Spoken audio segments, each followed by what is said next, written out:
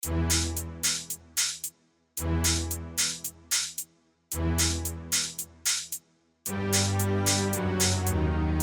自己之前試架 E63S 咧，我覺得680幾分相當足情誠實。你覺得呢架足唔足680先？你嗰陣試嗰陣，我諗好大部分人行啲普通嘅路，你唔會覺得佢有680嘅。因為佢冇咁鋒芒不露嗰種露晒出嚟，即係袋住一袋嘅。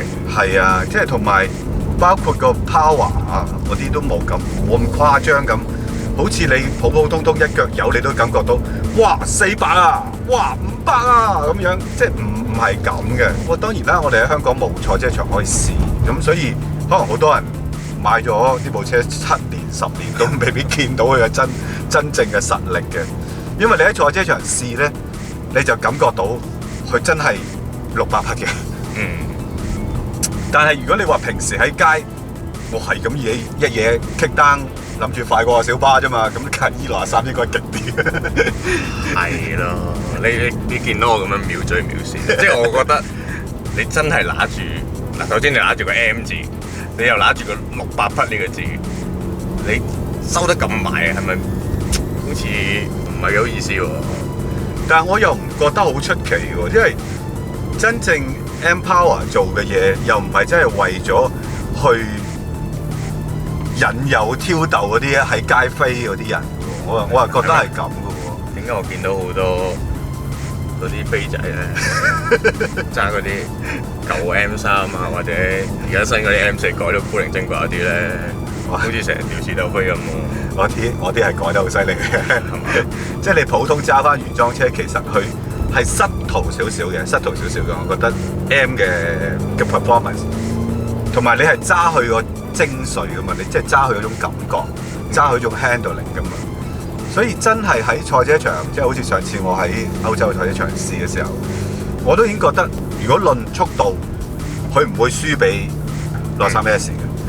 咁但係如果講嗰個精細度，啲操控嘅精細度，呢部係精細啲嘅。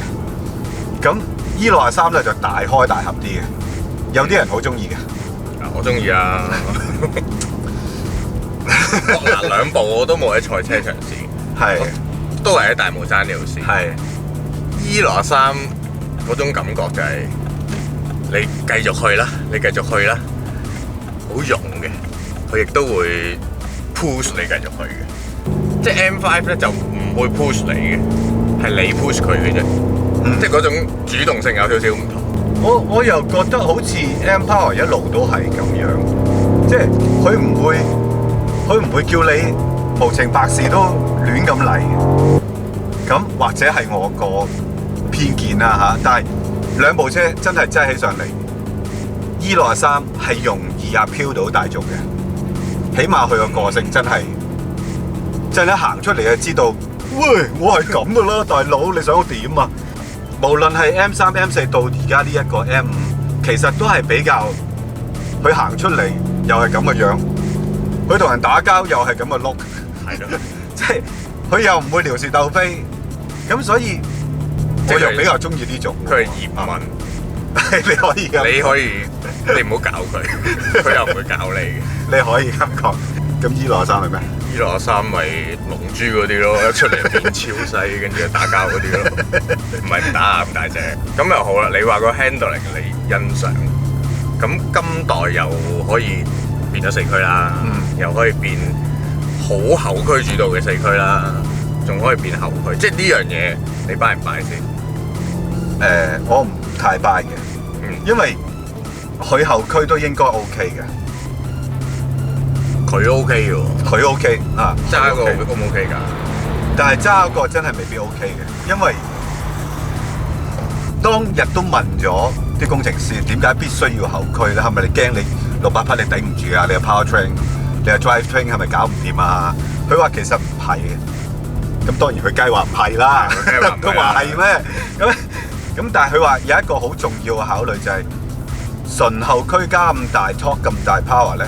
喺一啲經常落雪嘅地方係幾麻煩嘅。哦，佢諗到咁遠。係啦，即係佢話造成好多困擾嘅對於一啲用家。咁 M Power 嘅車，落得長，但係最重要都係行得街啊嘛。咁變咗你冬天落雪揸嘅時候，你會幾麻煩咯。所以佢而家有4區，但係佢又有4區 sport， 甚至乎有後區。咁係咪更加好食呢？咁但係我自己會覺得佢應該後區都冇問題。如果換轉係 AMG 嘅後區600幾匹呢，我就會好驚啊！因為我覺得佢會反咬我，有機會惡過你。係啦，佢惡過我嘅。嗱，我上次喺度試，我覺得個4區咧，如果你 push 得佢勁咧，係一啲慢彎好深嘅彎，係有啲推頭嘅，但係少少。咁呢樣嘢我冇 expect 過會發生嘅。咁轉咗4區 sport 之後咧，個頭就輕啲，冇呢個情況係好微乎其微，好少發生。到咗後邊轉咗做後區啦，直頭冇咗呢樣嘢嘅。咁我覺得你可以話即係多咗樣嘢俾你揀嘅時候，你可以自己揀，我要安全定係我要過癮。咁我又冇話唔 buy 嘅，即係多個餐俾你揀咯。係。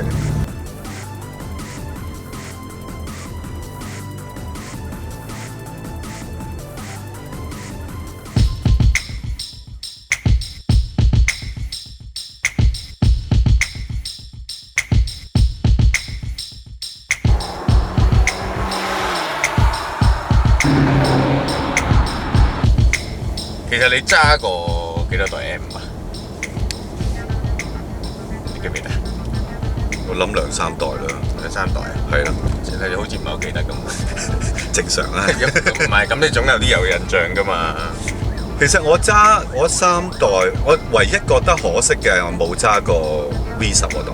居然即係最有話題、最多人講，而家都貴嘅買得嗰代。咁搞錯啊！係唔知點解喎？嗰代係有旅行版啊嘛，有旅行車版本嘅。咁但係而家我哋揸緊呢一代，當日我喺歐洲試車嘅時候，工程師啊誓神劈願我一定會有旅行車㗎啦。點解啊？我都唔知佢點解啊！喎，哇，講到好似世仇咁嘅喎。即係佢絕對冇。佢讓路俾 Audi 部 RS 啊嘛。可能係啦。即係E63都有啦。係咯，就係所以奇怪咯。咁多代我揸過，其實上一代即係轉咗 turbo 引擎係比較印象深啲嘅。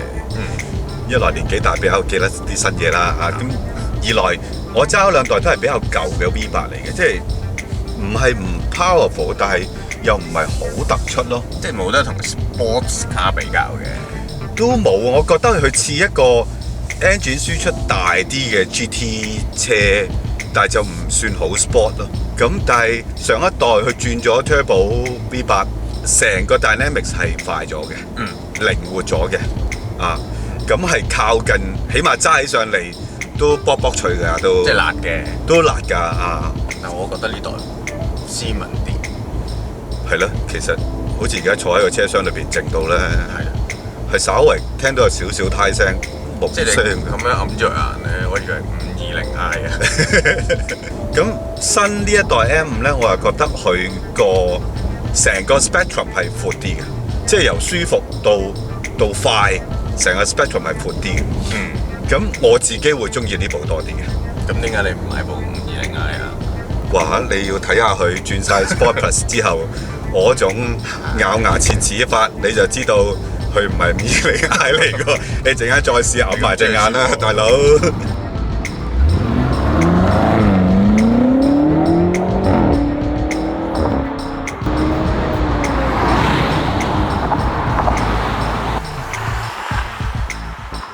但係你覺唔覺得 Panamera 例如 Turbo 或者 Turbo S 都算係呢類高性能、大馬力嘅 full size 4門房車先？佢個殼就 full size 咯，個籠就唔係 full size 咯 ，half size 係啊，即係比較細啲嘅，某程度可以將佢擠埋一齊。但係如果真係要 Apple to Apple 咁比，佢又有啲唔係嗰種嘢嚟嘅。好似個最深層嗰種 concept 有少少唔同。係，即係佢唔係好 care 嗰種舒適嗰種嘢嘅，唔係話完全唔 care，但係佢唔會將佢擠喺一個好重要嘅位置咯，先搞掂其他嘢先。最緊要夠快，最緊要似911就係咁樣。即係而家呢一架 M 唔係 Panamera， 唔係直接對手啦。係啦，唔係直接對手。咁同埋買得 E63，買得 M5，其實佢都係要 buy 後邊坐到人，做到家庭車，做到平時出入方方便便。揸足7日都得。係啦，揸足7日都得嘅。咁 Panamera 就真係你冇話唔得嘅，揸7日啊。咁但係你有啲地方你唔係好想去咯，揸住嗰架車。但係揸呢啲或者揸架 E63，你有啲停車場你都會夠膽入，冇所謂。即係因為個 size 係你容易 handle 個 size。咁同埋你載人又真係正正經經咁座位。不過講到尾我都係覺得 E63S 勁啲，辣啲。我唔知係咪 M5留翻俾嗰個 competition。我相信係嘅，因為當日去試呢一部 M 嘅時候，其實佢都有講會有嘅啦。咁應該係再 upgrade 嘅版本嚟嘅，即係 power 啊啲嘢去得 extreme 啲嘅。即係呢部就係 E63，E63S 咧就要等部 competition。係咯，類似咁嘅嘢啦。不過如果呢一部其實佢真係快起上嚟都唔係咁品嘅。嗱，而家所有 Sport Plus ready 嚟一嘢嚟。好啊，嚟咯！坐緊先。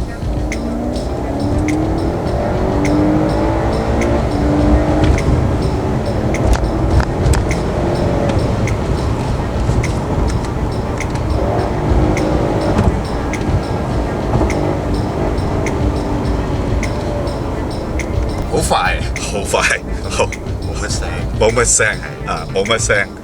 咁如果真係單純講嘅 performance， 講個效益效能，其實我唔覺得佢慢過㗎E63嘅。呢樣我都認同嘅，係個氣氛。係啦，個氣氛佢快得嚟都仲係幾冷靜嘅，斯文人。斯文人係E63咧就真係會粗啲嘅感覺，但係佢唔係唔快嘅，佢唔係冇 handling 嘅，不過佢嗰種係比較要硬朗啲嗰種感覺嘅。